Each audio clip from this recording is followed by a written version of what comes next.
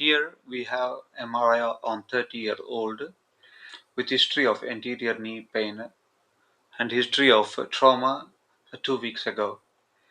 So what we have got on this MRI is abnormality in the anterior aspect of the knee joint, and let me describe only that finding in this video.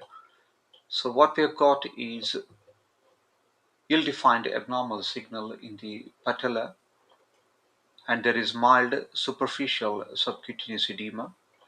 These features are most likely to represent a bone contusion in the context of trauma.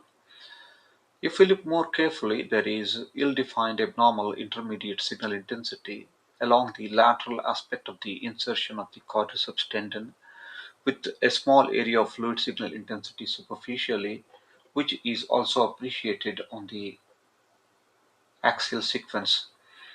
Along with the features of patellar contusion, these features are most likely to represent a small partial thickness incomplete tear in the lateral aspect of the insertion of the quadriceps tendon. So this is hence likely to be managed conservatively in view of incomplete partial thickness tear.